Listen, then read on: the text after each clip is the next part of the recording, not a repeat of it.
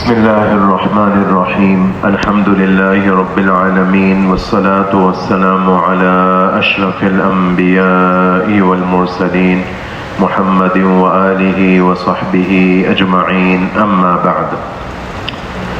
8 رمضان المبارک 1445 ہجری، 9ویں پارے کا آخری پاؤں اور 10واں پارہ مکمل پڑھا گیا سوائے آخر کے چند آیتوں کے جو 11ویں پارے کے پہلے رکوع سے مضمون کے لحاظ سے جڑی ہوئی ہیں، وہ کل پڑھی جائیں گی۔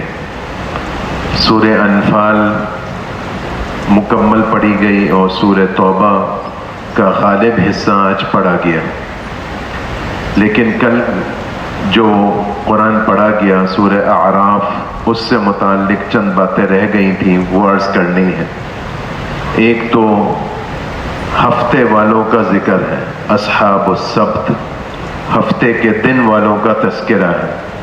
قرآن نے بھی اسی طرح نام لیا ہے، اور بظاہر ایسا معلوم ہوتا ہے کہ داؤد علیہ السلام کی شریعت کے پیروکار یہ لوگ تھے، اور ان کی شریعت میں ہفتے کے دن عبادت کے لیے طے تھا، اور اس دن ان کے لیے کاروبار کرنا ان کی شرعی تعلیمات میں منع تھا۔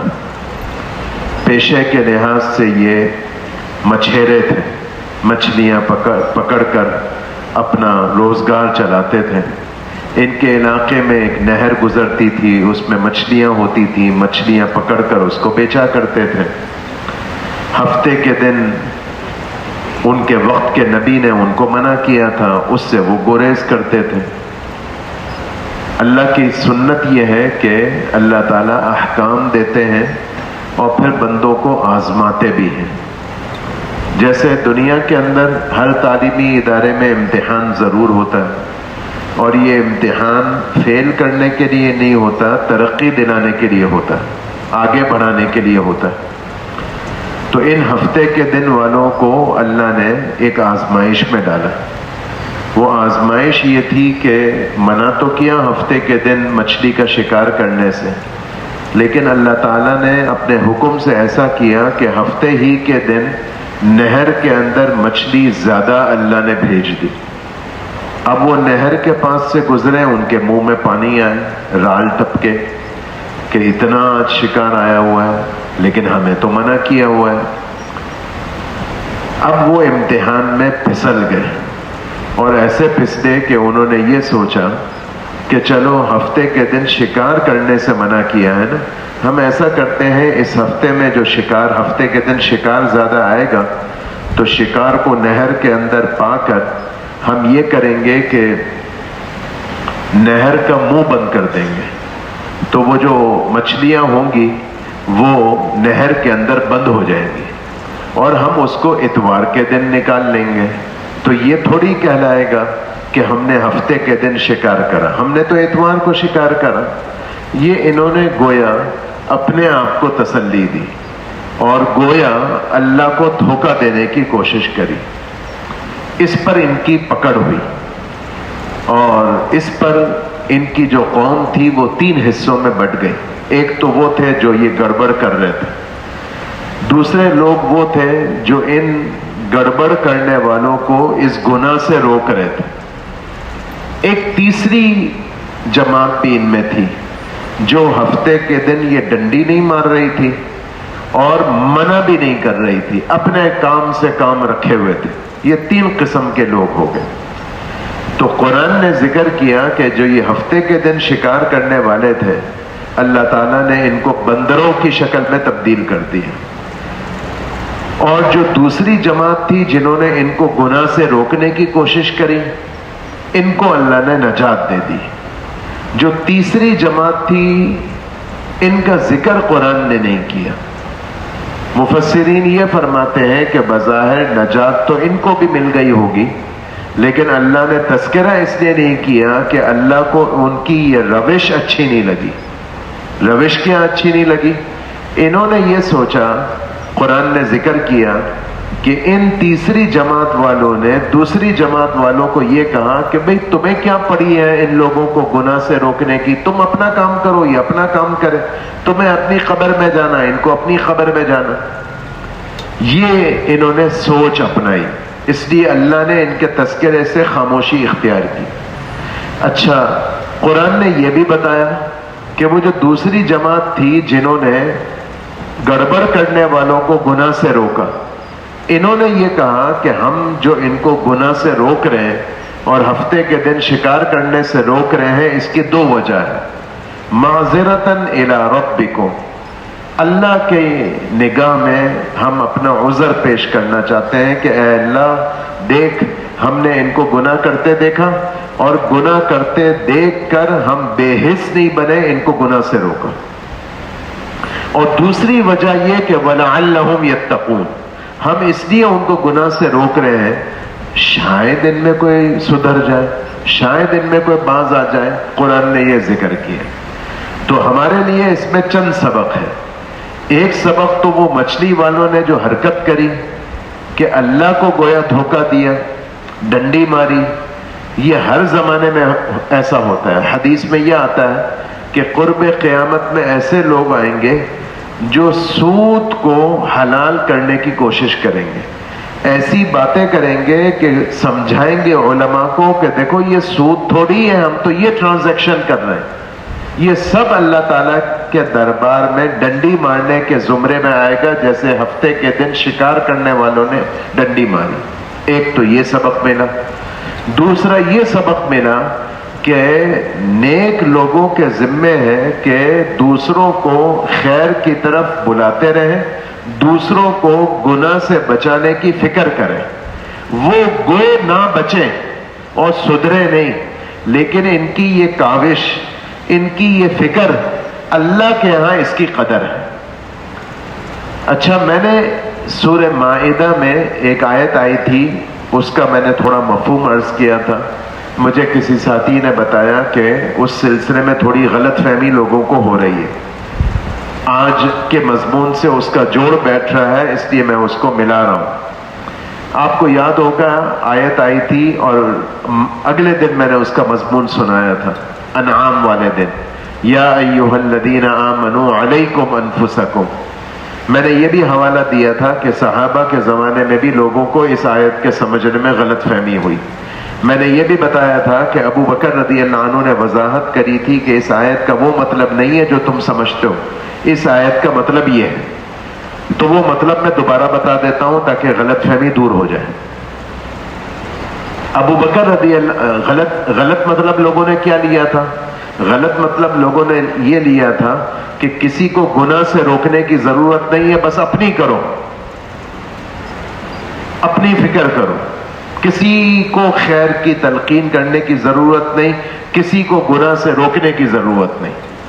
ابو بکر رضی اللہ عنہ نے یہ بتایا کہ ایسا نہیں ہے، بلکہ لوگوں کو معروف اور خیر اور نیکی کی تلقین کرنا یہ ہماری ذمہ داری ہے، لوگوں کو گناہ سے روکنا یہ ہماری ذمہ داری ہے، یہ نہیں کریں گے تو پکڑے جائیں گے۔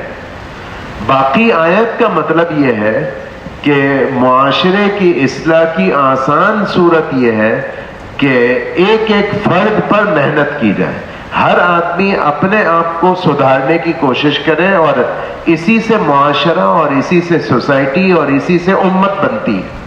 تو جب ہر آدمی اپنے اوپر محنت کرے گا تو نتیجے میں پوری سوسائٹی سدھر جائے گی۔ اس کا یہ مطلب، یہ میں نے مائدہ میں بھی عرض کیا تھا، لیکن اس کا یہ مطلب نہیں ہے، غلط فہمی یہ ہوئی، کسی نے توجہ دلائی کہ تھوڑی آپ وضاحت کر دیں۔ وہ غلط فہمی یہ ہوئی کہ کسی نے یہ سمجھا کہ شاید میں یہ کہنا چاہ رہا ہوں کہ خیر کی تلقین نہیں کرنی، لوگوں کو گناہ سے روکنا نہیں ہے، یہ مطلب نہیں ہے۔ تبھی تو میں ہفتے کے دن والے قصے میں سنا رہا ہوں، قرآن نے ذکر کیا کہ جنہوں نے ہفتے کے دن ڈنڈی مارنے والوں کو گناہ سے روکا وہ نجات پائی، اور اللہ نے ذکر کیا کہ انہوں نے یہ بتایا کہ ہم یہ کام اس لیے کر رہے ہیں تاکہ اللہ کے ہاں ہم سرخرو ہو جائیں اور اللہ کے ہاں اپنی ذمہ داری سے ہم سبکدوش ہو جائیں، اور یہ بھی تو ممکن ہے کہ ہماری محنت، ہماری چلت پھرت، ہماری لوگوں سے تلقین، اس کے نتیجے میں کوئی آدمی بدل جائے. تو یہ اللہ تعالیٰ نے ہفتے کے دن والوں کا ذکر کیا. یہ قصہ کل سے متعلق تھا. ایک اور مضمون اللہ تعالیٰ نے بیان کیا یہاں پر اعراف میں. هو الذي خلقكم من نفس واحدة ثم وجعل منها زوجها ليسكن إليها. 3-4 آیتوں میں ایک مضمون ہے. یہ عجیب مضمون ہے قرآن پاک کا، اور یہ ایسا مضمون ہے کہ قرآن نے متعدد جگہ اس کو بیان کیا. دل چاہتا ہے کہ ساری آیتوں کو جمع کر لیا جائے جہاں اللہ نے یہ مضمون بیان کیا. کل 11واں پارہ پڑھا جائے گا، اس میں بھی یہ مضمون آئے گا، اور متعدد جگہوں پر یہ مضمون ہے. الفاظ جدا جدا ہیں، مضمون ایک ہی ہے. وہ کیا ہے؟ اللہ نے یہاں اعراف میں ایک خیالی مثال دی. ایک مثال دی، یوں کہہ رہے خیالی کا لفظ بولنے کی ضرورت نہیں، کہ تمہارے یہاں بچے کی ولادت متوقع ہوتی ہے، اور یہ ایسا مرحلہ ہوتا ہے کہ پورا گھر فکر مند ہوتا ہے، کیونکہ عورت جو ہوتی ہے، جو حاملہ، جو بچہ جننے والی ہوتی ہے، امید تو ہوتی ہے اللہ تعالیٰ ہمارے یہاں خوشی دے، لیکن یہ مرحلہ بہت نازک ہوتا ہے عورت کے لیے، پورے گھر کے لیے.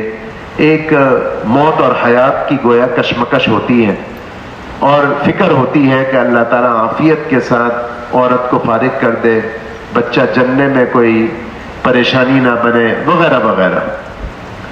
تو اللہ تعالیٰ نے یہ کہا کہ تمہارے یہاں جب یہ مرحلہ آتا ہے تو تم بہت مجھ سے دعا مانگتے ہو، اور مجھ سے کہتے ہو کہ اے اللہ تو فضل کر دے، عورت کو عافیت کے ساتھ فارغ کر دے، ہمیں ڈیلیوری بھی نارمل کرا دے، آپریشن کی نوبت نہ آئے، بچہ بھی اے اللہ تو صحت مند دے دے، اعضاء کی سلامتی والا دے دے. یہ سب فطری تقاضے ہیں. کبھی ایسا ہوتا ہے نا، بچہ پیدا ہوتا ہے، ڈاکٹر کہتے ہیں بھئی بس اللہ کا حکم ایسا ہوا کہ بچہ معذور ہے، بچے کو فلانی کمی ہے، بچہ نابینا ہے، وغیرہ وغیرہ. ہم کیا کر لیں گے؟ تو دعا کرتا ہے آدمی، لَإِنْ آتَيْتَنَا صَالِحًا لَنَكُونَنَّ مِنَ الشَّاكِرِينَ. اے اللہ عافیت کے ساتھ ڈیلیوری کرا دے، بچہ بھی صحیح سالم ہو، صحت مند بھی ہو، نیک بھی ہو، اور اے اللہ یہ تو کر دے گا نا تو میں آپ کا بڑا شکر بجا لاؤں گا، اور میں تیرے رستے میں صدقہ کروں گا، وغیرہ وغیرہ. پھر جب اللہ تعالیٰ شکوہ کر رہے ہیں، جب یہ مرحلہ پار ہو جاتا ہے، اور اے باپ تم باپ بن گئے، اے دادا تم دادا بن گئے، نانا بننے کی جس کو امید تھی وہ نانا بن گیا، بڑی خوشی گھر میں ہوئی، مٹھائی تقسیم ہو رہی ہے، یہ سارے کام تو تم کر رہے ہو اور تم نے مجھے بھلا دیا. اور یہ کہنے لگے کہ وہ جو ڈاکٹرنی تھی نا، وہ بڑی غضب کی گائنوکولوجسٹ تھی، اس نے بڑی توجہ دی، کیس کو بہت اچھی طرح ہینڈل کیا، اور تم نے مجھے بھلا دیا. حالانکہ 2 دن پہلے تم تو مجھے کہہ رہے تھے اے اللہ تو فضل کر دینا، عافیت کر دینا، یہ کر دینا، وہ کر دینا. جب میں اللہ نے فضل کر دیا تو ساری دنیا کا تذکرہ اور میرا کوئی تذکرہ نہیں. یہ کتنی بے وفائی اور کتنی بے رخی. اور میرے بندو، میں جو تم سے یہ کہہ رہا ہوں کہ تم میری بے وفائی نہ کرو، تو مجھے کوئی غرض نہیں ہے. تم شکر کر کے میری شان میں اضافہ نہیں کرو گے، تم جو میرا شکر بجا لاؤ گے تو اپنا فائدہ کرو گے. اللہ تعالیٰ نے یہ مضمون بیان کیا، اور میں نے عرض کیا کہ یہ ایسا مضمون ہے کہ اللہ تعالیٰ نے متعدد جگہ پر بیان کیا. اللہ تعالیٰ فضل فرمائے اور ہمیں اللہ اپنے شکر گزار بندوں میں شامل کرے. رسول اللہ صلی اللہ علیہ وسلم کی دعاؤں میں آتا ہے، اللہم اجعلنی اعظم شکرک، اے اللہ تو مجھے ایسا بنا دے کہ میں تیرا خوب شکر ادا کروں. کیسی دعا مانگی. رسول اللہ صلی اللہ علیہ وسلم نے ایک صحابی معاذ رضی اللہ عنہ کا ہاتھ پکڑا، ہاتھ پکڑ کر فرمانے لگے اے معاذ انی احبک، تم مجھے بہت اچھے لگتے ہو. اللہ کے نبی فرما رہے کہ تم مجھے بہت اچھے لگتے ہو. پھر اللہ کے نبی نے صلی اللہ علیہ وسلم معاذ رضی اللہ عنہ کو نصیحت کری، اے معاذ کسی فرض نماز کے بعد یہ دعا پڑھنا نہ چھوڑنا، اور دعا سکھائی، یہ دعا مانگا کرو، اللہم اعنی علی ذکرک و شکرک و حسن عبادتک، اے اللہ تو میری مدد کر کہ میں تیرا ذکر کروں، تیرا شکر بجا لاؤں اور تیری عبادت اچھے طریقے سے انجام دوں۔ تو شکر کرنے والے بندوں میں اللہ تعالی ہمیں شامل فرمائے۔ تیسرا ایک مضمون، کئی مضامین ویسے تو چھوڑ ہی دیتا ہوں لیکن ایک بتانا تھا، وہ کل رہ گیا تھا وقت کی تنگی کی وجہ سے۔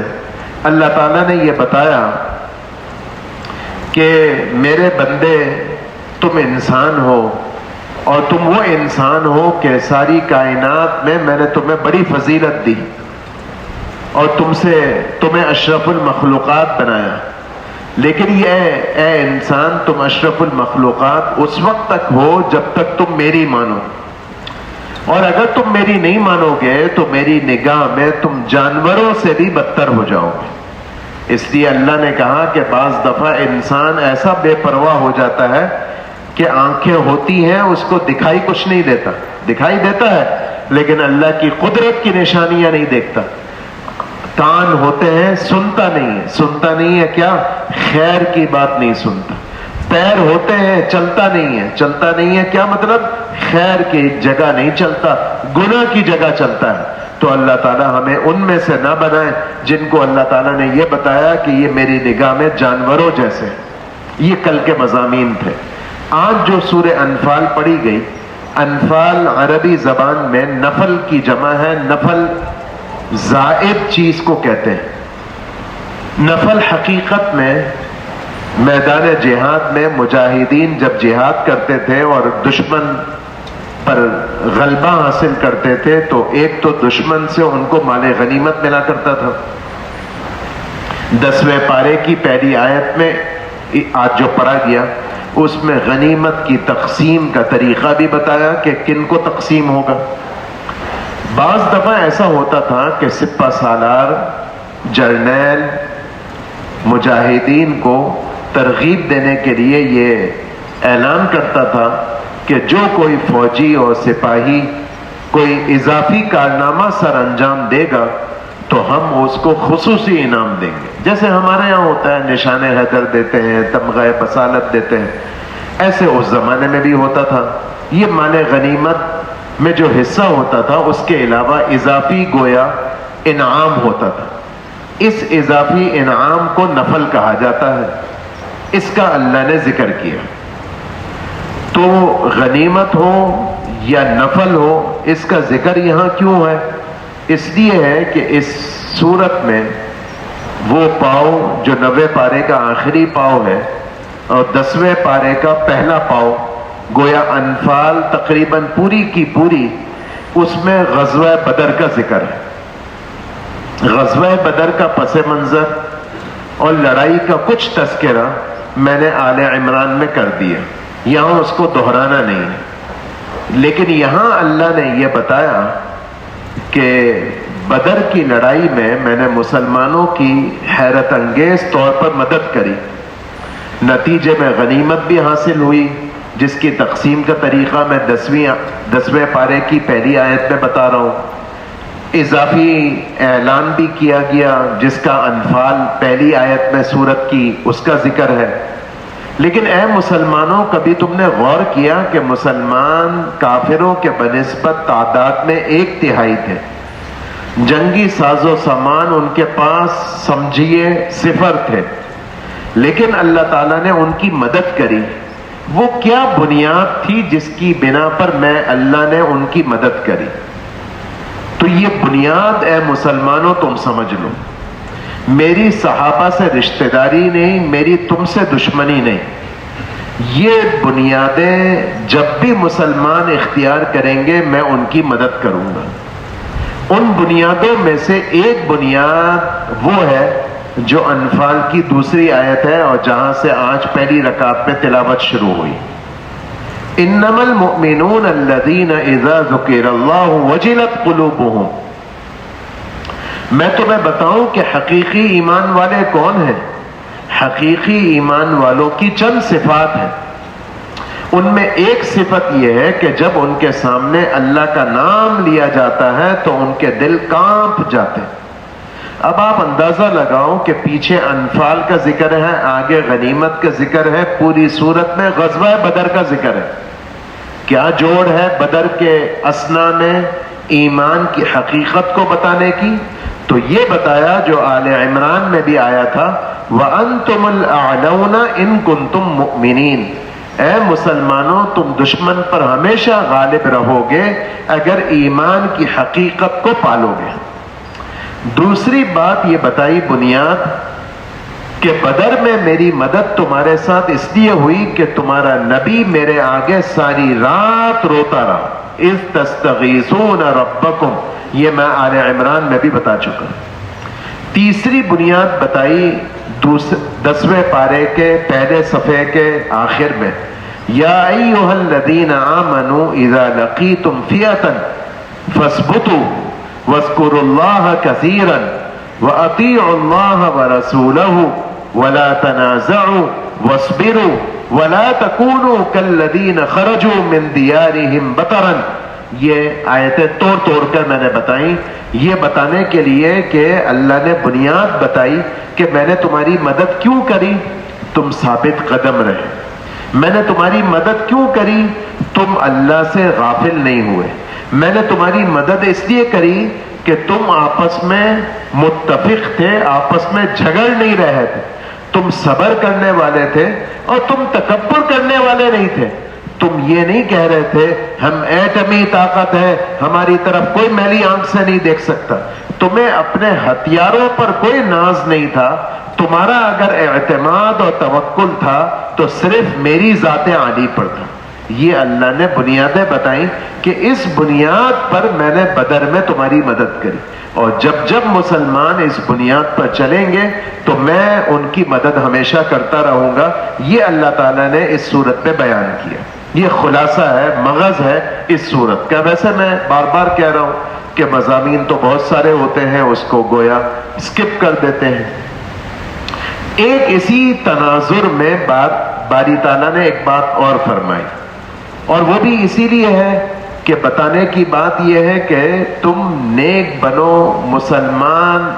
مسلمانوں کا جمہور سے مراد اکثریت، مسلمانوں کا جمہور جب بدلے گا تو میری طرف سے حالات بدلیں گے. اور بدلنے سے مراد یہ ہے کہ تم متقی بنو. اس لیے تقوی کی ایک فضیلت یہ بتائی، ان تتقوا اللہ یجعل لکم فرقانا. اگر تم متقی بنو گے تو میں تمہیں فرقان عطا کروں گا.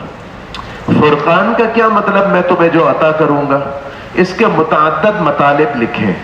آسان مطلب یہ ہے کہ میں تمہارے دل کی آنکھ کھول دوں گا اور تم صحیح اور غلط میں، حق اور باطل میں تمیز کر سکو گے. تمہارے حکمران اپنے خیر خواہ اور بدخواہ میں فرق کر سکیں گے. میں یہ دولت تمہیں دے دوں گا اگر تمہارے پاس تقوی، تمہارے پاس دینداری ہوگی. یہ اللہ تعالیٰ نے بیان کیا. یہ سورہ انفال کے کچھ مضامین ہیں، میں اسی پر اکتفا کرتا ہوں. آگے سورہ توبہ ہے. اس سورت کا نام توبہ بھی ہے، اس سورت کا نام براءت بھی ہے، اس سورت کا نام فضیحت بھی ہے. توبہ اس وجہ سے ہے کہ اس سورت میں غزوہ تبوک میں شریک نہ ہونے والے 3 حضرات کو تنبیہ کی گئی، اور تنبیہ کے بعد ان کی توبہ قبول کی گئی، جو کل قرآن پڑھا جائے گا 11ویں پارے میں، لقد تاب اللہ علی النبی والمہاجرین. اس مناسبت سے اس کا نام توبہ ہے. آج موقع مل گیا تو یہ بات تھوڑی تفصیل کے ساتھ ہو جائے گی، ورنہ کل. براءت اس سورت کا نام اس لیے ہے کہ اس سورت میں مشرکوں سے بیزاری اور براءت کا اعلان کیا گیا، وہ میں ابھی آگے بتانے لگا ہوں. فضیحت اس سورت کا نام اس لیے ہے کہ فضیحت کا معنی رسوائی. اس سورت میں گویا مشرکوں اور کافروں کے لیے رسوائی کا اعلان ہے. اس सूरत की एक खसूसियत यह है कि इस सूरत की इब्तिदा में बिस्मिल्लाह नहीं लिखी हुई, लेकिन उसकी वजह यह नहीं है कि इस सूरत में काफिरों का जिक्र है, इसकी वजह यह नहीं है कि इस सूरत में मुशरिकों से बराअत का ऐलान है, ये वजह नहीं है। ये वजह हो तो तब्बत यदा अबी लहब में भी बिस्मिल्लाह ना हो। कुरान में तो मुतअद्दिद जगह बड़े बड़े दुश्मनों का जिक्र है, फिरौन का जिक्र है, वहां क्यों बिस्मिल्लाह आई? बिस्मिल्लाह इसलिए नहीं आई कि रसूलुल्लाह सल्लल्लाहु अलैहि वसल्लम पर कुरान पाक टुकड़ों में नाजिल हुआ। पूरा कुरान लौहे महफूज से आसमान दुनिया पर तो इकट्ठा नाजिल हुआ शब कदर में, रमजान के महीने में, लेकिन आसमान दुनिया से रसूलुल्लाह सल्लल्लाहु अलैहि वसल्लम के सीने अथर पर टुकड़ों टुकड़ों में नाजिल हुआ। पहली वही सब जानते हैं, इक़रा बिस्मि रब्बिकल लज़ी खलक़ की सूरत में नाजिल हुई, और आखिरी वही बक़ौल अब्दुल्लाह इब्न अब्बास रज़ियल्लाहु अन्हुमा के वफात से 9 रोज कबल आई बकरा की यह आयत वत्तक़ू यौमन तुरजऊन फ़ीही इलल्लाह। तो ये 22 साल लगे रसूलुल्लाह सल्लल्लाहु अलैहि वसल्लम पर पूरा कुरान उतरने में। फिर कुरान पाक जिस तरतीब से हमारे सामने है आज, अल्हम्दु उसकी सूरह फातिहा उसकी पहली सूरत है, फिर बकरा है, फिर आले इमरान, निसा, माइदा, ये जो तरतीब है इस तरतीब से कुरान नाजिल नहीं हुआ, आगे पीछे नाजिल हुआ।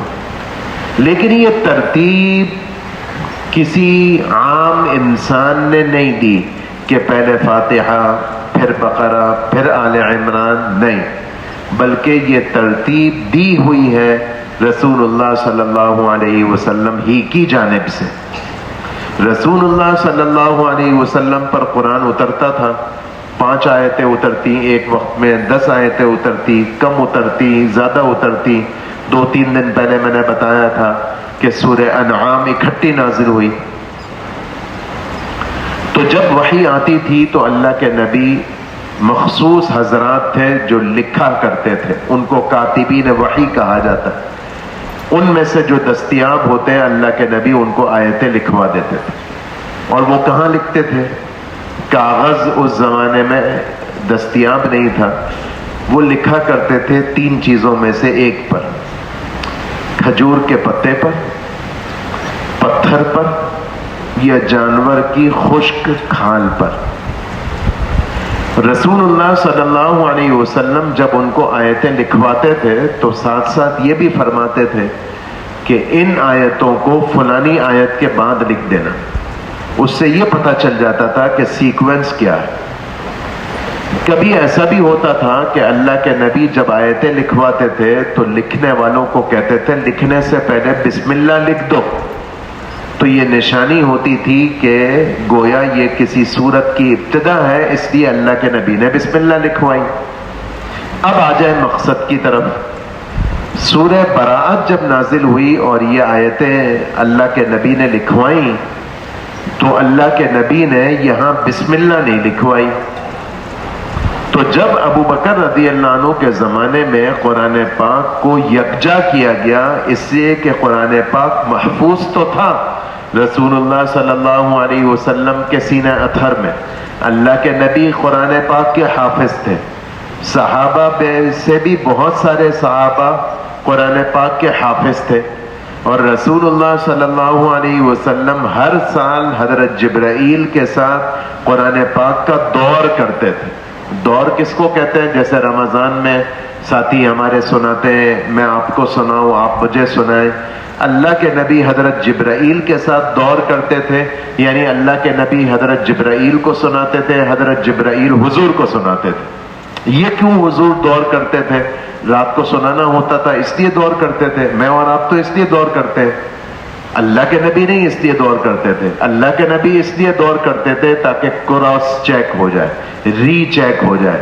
साल भर में ए जिब्राइल जो तुम वही लेकर आए हो वो मैंने याद की हुई है, जरा सुन लो मुझसे।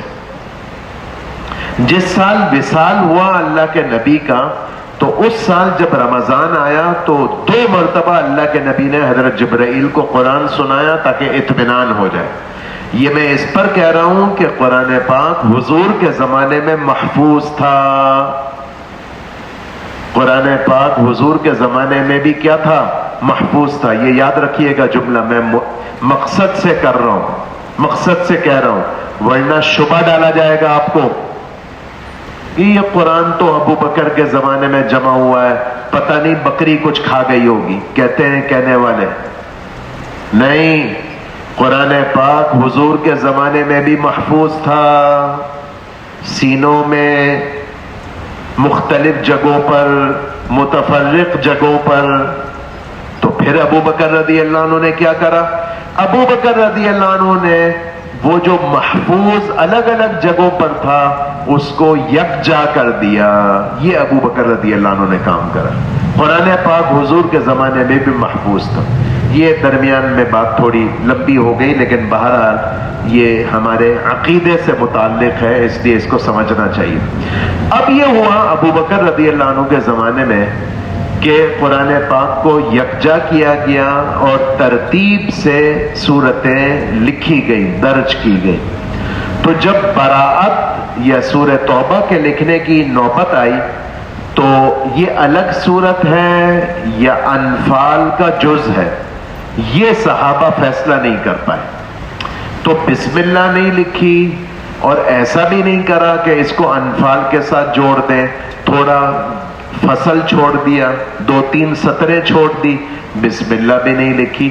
یہ صحابہ رضی اللہ عنہم کا احتیاط تھا کہ اس کو ہم یہ بھی نہیں قرار دے سکتے کہ یہ انفال کا جز ہے اپنی مرضی سے، یہ بھی نہیں کر سکتے کہ بسم اللہ لکھ دے، اس لیے کہ اللہ کے نبی نے یہاں بسم اللہ نہیں لکھوائی تو ہم کیسے لکھ دیں. تو بہرحال اس واسطے اس سورت کی ابتدا میں بسم اللہ نہیں. براءت اس کا نام اس واسطے ہے کہ مکہ فتح ہوا 8 ہجری میں، رسول اللہ صلی اللہ علیہ وسلم نے حج کیا 10 ہجری میں، اور واپسی جب ہوئی محرم کے دنوں میں تو محرم گزرا، سفر گزری، سفر کا مہینہ گزرا، ربیع الاول میں وفات ہو گئی. گویا حج کے بعد 3 مہینے میں اللہ کے نبی دنیا سے رخصت ہو گئے. درمیان اور 10 ہجری میں حج فرمایا، لیکن حج فرض ہو گیا 9 ہجری میں. اللہ کے نبی 9 ہجری میں حج کے لیے نہیں تشریف لے گئے. اس سال ابو بکر رضی اللہ عنہ کو حج کے لیے روانہ کیا اور یہ کہا کہ حج کرو. تم جماعت بھیجی، لشکر بھیجا، قافلہ جمع، حج کا گروپ، گویا آج کے زمانے میں کہیں تو حج کا گروپ تشکیل دیا ابو بکر رضی اللہ عنہ کی عمارت میں اور ان کو بھیجا حج کرنے کے لیے. اور دیکھو تم 3 اعلان کرو گے. ایک اعلان یہ کریں گے کہ آج کے بعد سرزمین حجاز میں کوئی مشرک نہیں رہ سکتا، تمہیں رہنا ہے تو ایمان قبول کرو، ایمان قبول نہیں کرنا تو یہاں سے رخصت ہو جاؤ. نمبر 2، آج کے بعد بیت اللہ کا کوئی برہنہ طواف نہیں کرے گا.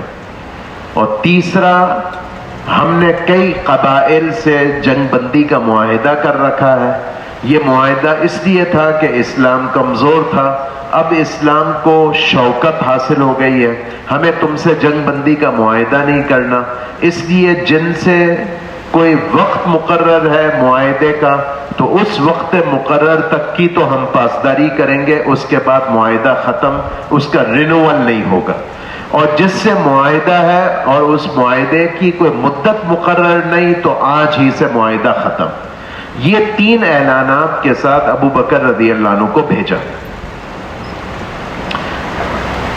جب روانہ ہو گئے تو رسول اللہ صلی اللہ علیہ وسلم کو خیال ہوا کہ عربوں کا سفارتی ادب یا ایتھکس یہ ہے کہ اس طرح کا اعلان یا تو سربراہ خود کرے یا اس کی فیملی کا کوئی آدمی کرے. ابو بکر سے میں یہ اعلان کراؤں گا تو یہ سفارتی آداب کے خلاف ہے، میں خود تو نہیں جا رہا ہوں، اس لیے مجھے علی کو بھیجنا چاہیے. تو علی رضی اللہ عنہ کو حضور نے کہا کہ تم ایسا کرو، ابو بکر کے قافلے کے ساتھ ملو اور یہ اعلان اب تمہاری زبان سے ہوں گے۔ چنانچہ علی رضی اللہ عنہ ابو بکر کے ساتھ راستے میں جڑ گئے۔ ابو بکر رضی اللہ عنہ نے پوچھا خیریت تم کیسے آئے؟ علی رضی اللہ عنہ نے بتایا میں اس لیے آیا کہ اللہ کے نبی نے اب مجھے کہا ہے کہ یہ اعلان آپ کے بجائے میں کروں گا۔ بہت اچھی بات ہے، تو اب امیر قافلہ تم ہو کہ میں ہوں؟ نہیں، امیر تو آپ ہی ہیں، میرے ذمے صرف اعلانات لگائیں۔ بہرحال یہ پورا پس منظر ہے، اس واسطے اس سورت کا نام سورہ براءت ہے۔ تیسرے نمبر پر اس سورت کا جو غالب مضمون ہے وہ غزوہ تبوک ہے۔ درمیان میں جنگ حنین کا بھی ذکر ہے، وہ بھی کل عرض کر دوں گا۔ زیادہ حصہ تبوک کا ہے، وہ بھی انشاءاللہ کل آ جائے گا۔ اللہم صلی علی محمد عبدک و رسولک وصلی علی المؤمنین والمؤمنات والمسلمین والمسلمات۔ اے اللہ رمضان کی، قرآن پاک کی پوری برکات اور انوارات ہمیں عطا فرما، پوری امت کو عطا فرما۔ ہماری ناقدری، ہماری سستی، ہماری غفلت کی وجہ سے رمضان اور قرآن کے برکات اور انوارات سے ہمیں محروم نہ فرما۔ اے اللہ ہماری دعاؤں کو قبول فرما اور ہماری حاجتوں کو پورا فرما، ہماری پریشانیاں دور فرما۔ ہم سے دعا کی درخواست کرنے والے، ہم سے محبت کرنے والے، ہم سے دعا کی امید رکھنے والے، اے اللہ سب کی مغفرت فرما، سب کی حاجتیں پوری فرما، سب کی پریشانیاں دور فرما۔ ہم میں سے جو بیمار ہیں، ہمارے متعلقین میں جو بیمار ہیں، اے اللہ انہیں صحت اور عافیت نصیب فرما۔ خصوصاً اے اللہ ہمارے مدرسے کی عمارت کو ڈیزائن کرنے والے انجینئر تنویر صاحب، اے اللہ وہ تیرے حکم سے بیماری میں مبتلا ہوئے، اے اللہ تیرے ہی حکم سے ان کو صحت ملے گی، اپنی قدرت کاملہ سے انہیں صحت اور عافیت نصیب فرما، انہیں لمبی زندگی عطا فرما۔ اے اللہ اپنے کرم سے انہیں عافیت نصیب فرما، صحت نصیب فرما۔ ہم میں سے کسی کو بھی اے اللہ، ہمارے متعلقین میں سے بھی کسی کو بھی اور ہم سے محبت کرنے والے میں سے بھی کسی کو بھی لا علاج بیماری میں نہ مبتلا فرما اور ہر فتنے سے ہماری حفاظت فرما۔